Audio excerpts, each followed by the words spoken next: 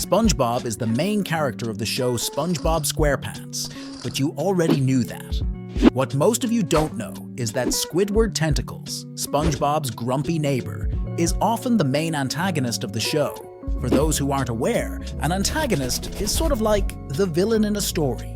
Usually when experiencing a story, you find yourself rooting for the main character. But in the case of the show SpongeBob SquarePants, you can't help but root for the villain, that being Squidward. First of all, unlike most other antagonists in the show, Squidward is a 3D character, meaning his character has depth. We see instances where Squidward expresses genuine emotion, which is one of the many things that make him a great character. Besides this, his sarcasm and mannerisms add a bit of flavor to the overall flow of the show. Episodes centered around Squidward, such as Band Geeks, Dying for Pie and Pizza Delivery, are often fan favorites because they bring out his complexity and the humor in his misery. As funny as his character is, I can't argue against the fact that he's a narcissistic person with very little patience. Which leads me to my next point for why he's such a great character. Everyone has bad days here and there, but Squidward seems to have them every day. This misery and sadness make him a relatable character to all the adults watching the show. Firstly, besides the fact he's constantly bullied by everyone in Bikini Bottom, he's not exactly working the dream job either. His job as a cashier requires him to interact with many people, which might become tiresome after some time, let alone for however long he's been working there. He also has SpongeBob annoying him, along with Mr. Krabs breathing down his neck. Of course, all of this wouldn't be complete with a salary of less than minimum wage. The situation at home isn't any better, as SpongeBob always finds a way to get on Squidward's nerves. Sometimes you can't even blame Squidward for getting mad. We see many times how SpongeBob is constantly breaking in, annoying Squidward and breaking his stuff, which isn't really a situation anyone would want to be in. The worst part is, it's not just SpongeBob. His art and music skills are constantly ridiculed by the other fish, even though he isn't even a bad artist. Besides the physical and psychological torment he goes through, he's all alone in this, meaning he can't really talk to anyone about this since he doesn't really have any friends, resulting in him bottling his feelings up until he can no longer take it. By no means does he live a joyous life, and we see this in most episodes, but one that stands out is the episode The Paper. This episode starts like most others, with Squidward relaxing outside his house. Whilst he's relaxing, he takes out a piece of gum and throws the wrapper out in the open. SpongeBob happened to see this and tried returning the paper back to Squidward. But Squidward, wanting to be left alone, gave the wrapper to SpongeBob on the condition he doesn't bother him again. SpongeBob happily accepts this offer and goes about his day playing with the paper. Later, while playing his clarinet, Squidward can't help but see what SpongeBob is doing with the paper. At first, he laughs to himself and thinks that SpongeBob is not doing anything fun. As SpongeBob's paper tricks consistently get more appealing, Squidward tries to prove to SpongeBob that he is having more fun than him. Eventually, Squidward snaps and tells SpongeBob to give him his paper back. SpongeBob doesn't give it back because Squidward told him to never return it back to him no matter how much he pleaded. So he starts offering him item after item for the paper until he ends up giving everything he owns, including his shirt, just for a piece of paper. Squidward thinks he'll have as much fun as SpongeBob, but he doesn't. He eventually realizes that he has traded all his belongings for a paper, but when trading, Squidward didn't see paper. He saw a moment of happiness, a moment he wanted to take from SpongeBob and keep for himself. This episode perfectly captures how far Squidward would go, just for a moment of happiness. The fact he really wanted to take the paper from SpongeBob shows a sense of jealousy between both characters. Squidward's jealousy comes from feeling unhappy with his own life. Even though he works hard at his passions like playing the clarinet or painting, he's always overshadowed by SpongeBob's natural talent and positive attitude.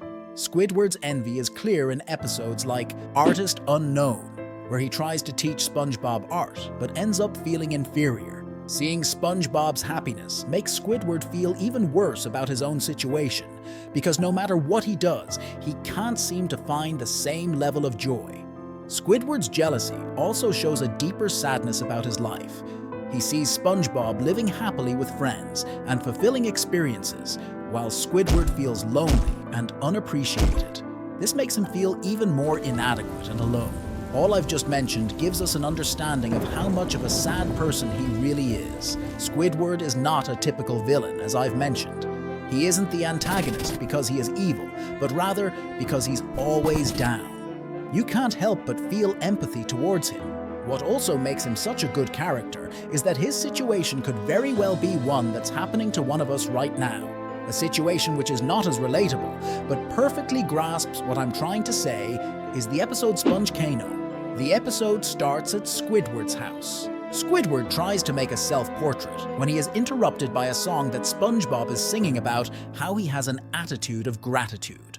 After Squidward tells SpongeBob to stop, he slips on some spilled paintbrushes, falls down the stairs, and through the floor, breaking a pipe, resulting in spewing water. When SpongeBob offers to help, Squidward rejects him and tells SpongeBob to never help him ever again.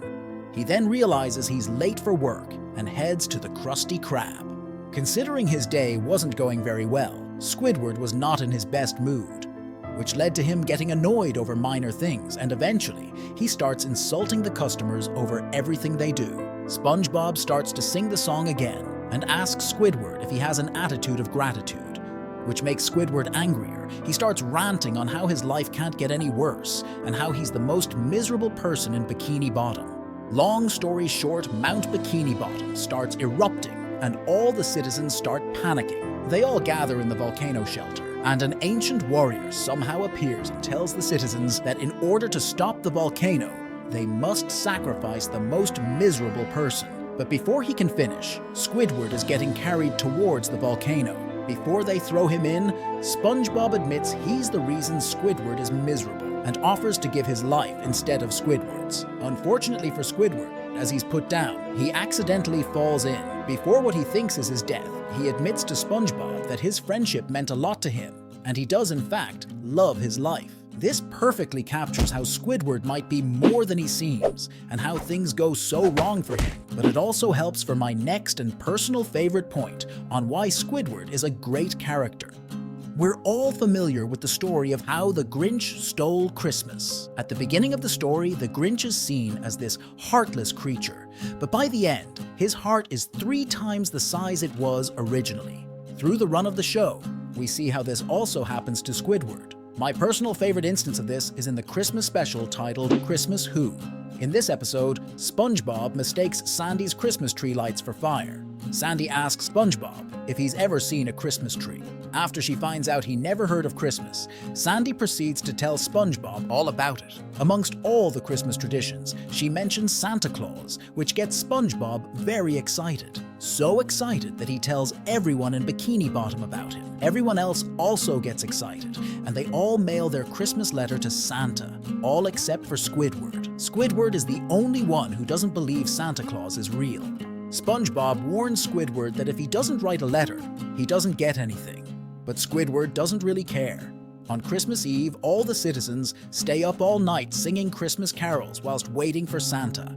Except for Squidward, of course. Santa doesn't end up showing up to Bikini Bottom, which makes the citizens mad at SpongeBob for lying.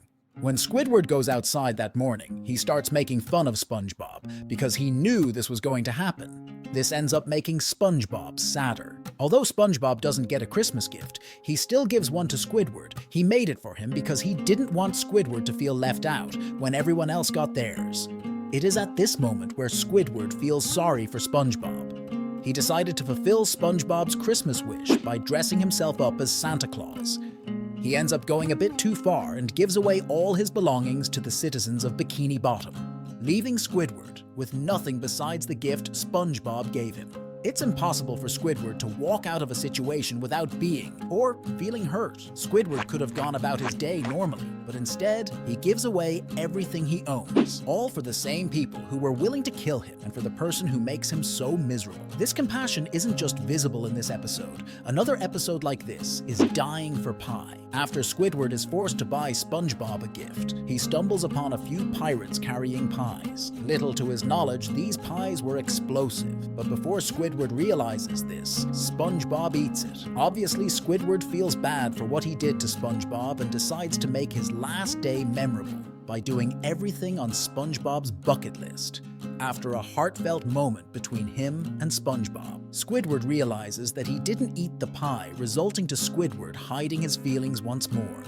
Not many people would have done this, especially to that one person they find annoying. The dynamic between Squidward and SpongeBob is my favorite among all characters, because we see in many episodes that Squidward is usually trying to get rid of SpongeBob, but in episodes like SB129 and Squidville, he can't live without him. This might also be because SpongeBob balances Squidward's life.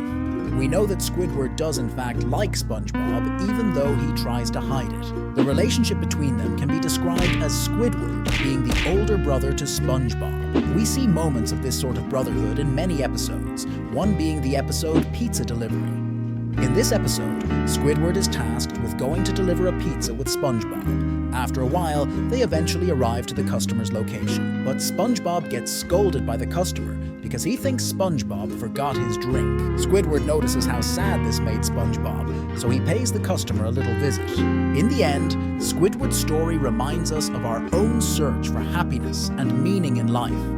It encourages us to appreciate the little things and find contentment within ourselves. There are many factors which make Squidward's entire character so great and complex, and it's this complexity which makes SpongeBob enjoyable for both children and adults. If you enjoyed watching, consider subscribing to see more content like this, and I'll see you next time.